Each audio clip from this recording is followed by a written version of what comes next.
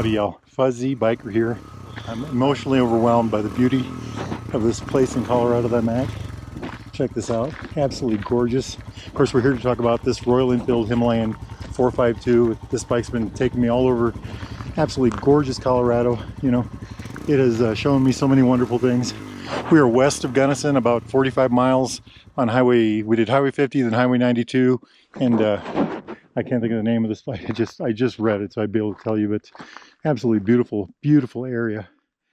And it is just, you know, when you look at something like this, you realize you're a piece of dust in something that has been wearing away through the eons of time. This is so vast and so great. And you know, and then also when you look at something like this, it becomes part of us. You know, it soaks into us.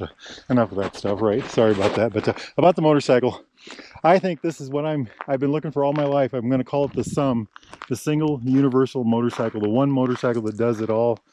And I think I've proven that with this one. I've been looking for this all my life. I've had many versions that I've thought were close, but I think this is the absolute closest one so far. I'm not going to go through the specs. I'll tell you it's a 450 about. It's got about 40 horsepower. It's an on-road, it's an off-road, and I've proven that. I've been in Colorado for about 4 or 5 days, and yesterday alone we went to 6 different summits, all of them over 10 or 11,000 feet. Two of them over 12,000 feet. Old Monarch, regular Monarch, Cottonwood. I can't think of any other ones, but just so many other ones. A couple days ago we went to Loveland, and there will be videos out on some of those anyway. And the bike, you know, I drove all those things. We drove a bunch of the Colorado BDR. We've driven, okay, let me start from the beginning. I came out here on Interstate, 785 miles. I got chased by a tiger all the way here. A friend of mine was riding his 800 Tiger. You know, I was going 85, what traffic was rolling, which is about 85 miles across Nebraska and Wyoming, and then down into Colorado. And the bike just performed admirably, no problems at all. We did a bunch of 2-lane blacktop, yada, yada, yada. Let's start with yesterday. We were in Frisco. We hopped on I-70. We did a bunch of I-70 going up the steep side. We got on a bunch of 2-lane blacktop. We ended up a bunch of country road. We went up to, I think it was Cottonwood Pass eventually, up there, you know, 12,000 feet. And then from there, we tooled on to, we thought was the normal BDR, Colorado BDR, but it turned out, we looking at the map later, it actually was an extreme section, or at least what we think is what that means. And we crawled in there. It was mud. Logging was going on in there, so there was this super slick mud. And you know, this is with the stock tires. It came with the bike that I took, you know, 1,000 miles with stock. Or this bike has over 6,000 miles on it. So we did that mud. Then we got into loose mud. We got into gravelly open plains. We did 2 amazing water crossings.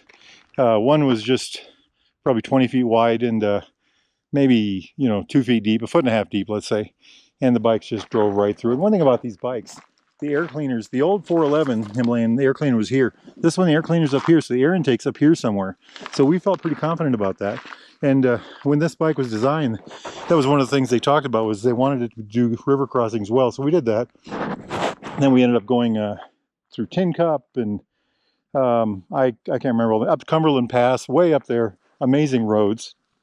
We did a whole mess more gravel and stuff like that, and I just backy-forthy open seams like this in places, and ended up going up Old Monarch Pass.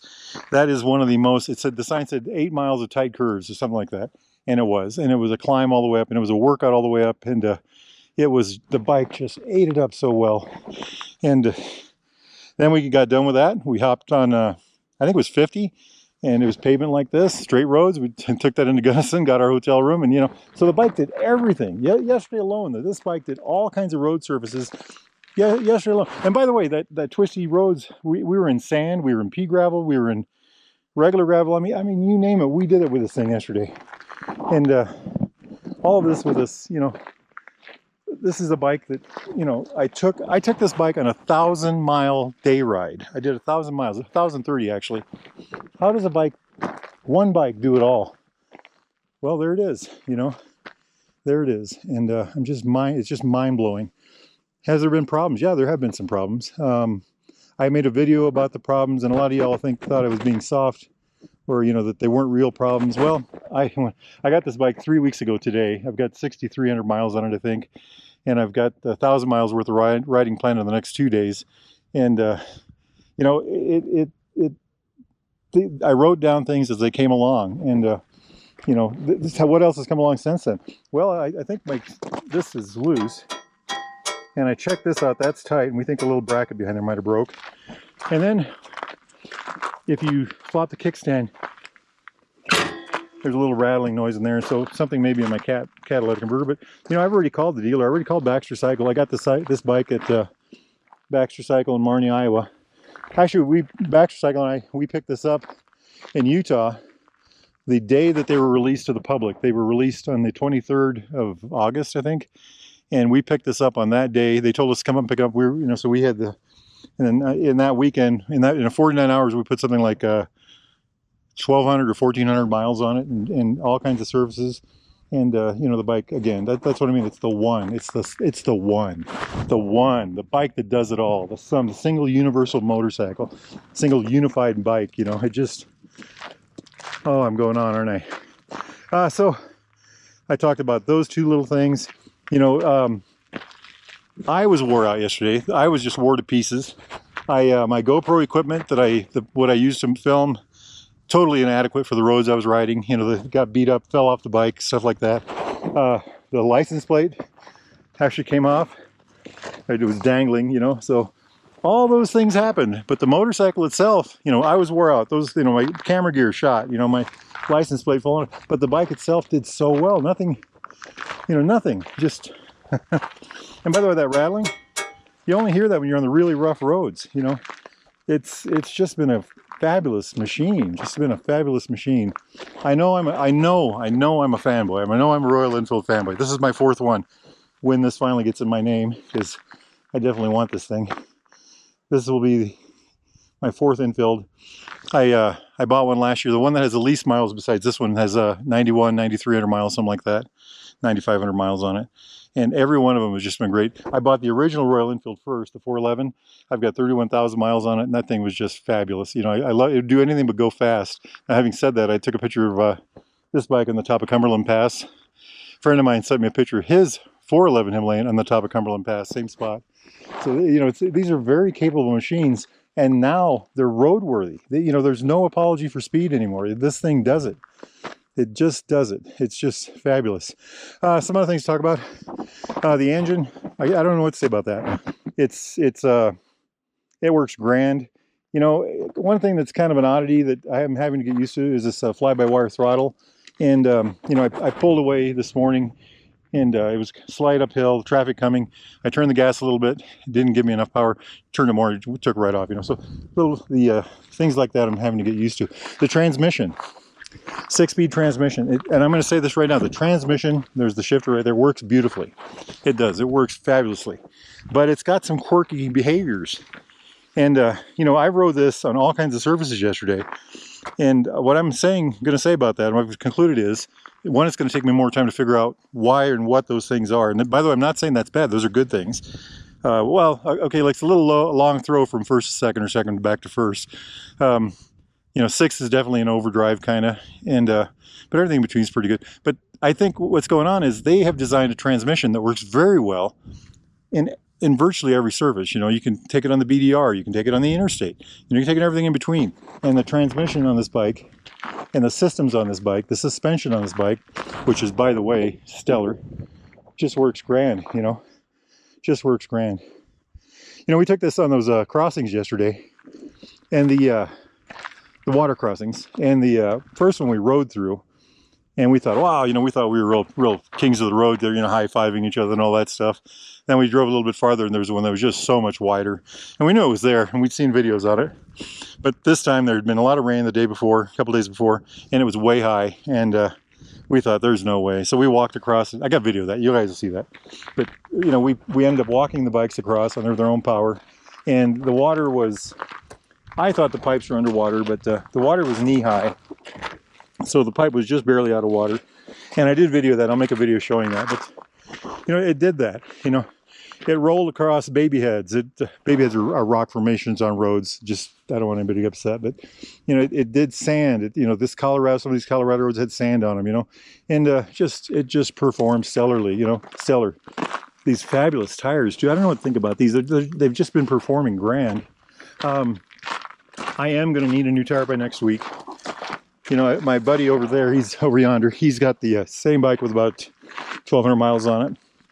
And we put the bikes next to each other. This one looks like it has a whole different tire because mine is so wore out. Having said that, it worked fine yesterday. I think I've got a Trail Max Mission at home that's the right size for this. And I think I'm going to maybe put that on. I'm not sure yet. The reason I'm saying that is I would put this back on, but I don't think I can get one of these yet. You know, the market may not have them yet. I'll talk to my buddies there at Baxter Cycle. They can help us out with that. Something I want to point out is, look at the coloration on this pipe. We were comparing that to the other bike. Now that's part of the, you know, I've ridden this so many long rides, you know, an 800-mile day ride to get out here, the 1,000-mile day ride for the Iron Butt, you know, and things like that. I've put a lot in, you know, over 6,000 miles. It's just been a blast. It's just been a blast. You know, it's just been fabulous. Once this is in my name, I'll start looking at auctions, extras, and as far as taking it off-road and BDRing, from what we can figure, we were talking about this, a good skid plate would be in order. You know, they've got that rally skid plate. It's got bars that come down the sides. It's got a metal skid plate on the bottom. Right now, this one's plastic. That might be in order. You know, if you're going across a river crossing and there's a rock underwater, it would hit the bar instead of hitting this. And I think I'm definitely going to do a cat delete. I want to keep the same muffler. It's I'm going to put my Garmin up here at some point. You know, I'd like to get a bag on this side, and I don't know what I'm going to do about luggage yet. I keep going back and forth on that, but I don't have to know that today. So it's been a stellar ride. Talk about camera equipment. That was another big issue I had over this trip.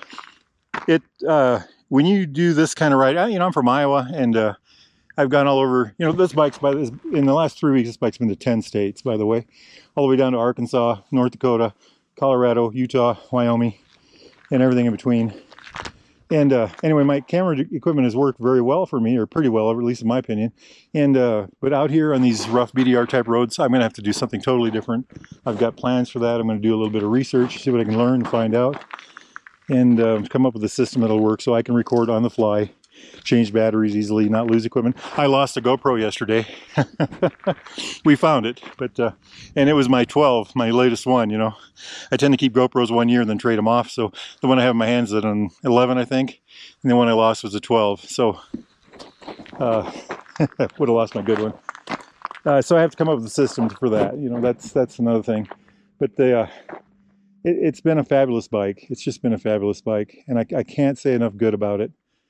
It's, you know, if you want to talk, I've got reviews on the comfort and the seating and how it handles and all that neat stuff. But what I'm here to tell you is this bike does it all, and it seems to like doing it. It's stable, it's friendly, it just does it all, you know, and I'm very proud of that. And I think I found the single universal motorcycle, the one, and there it sits for y'all to see. And I've been just thrilled to death of it. You know, we're in the midst of September.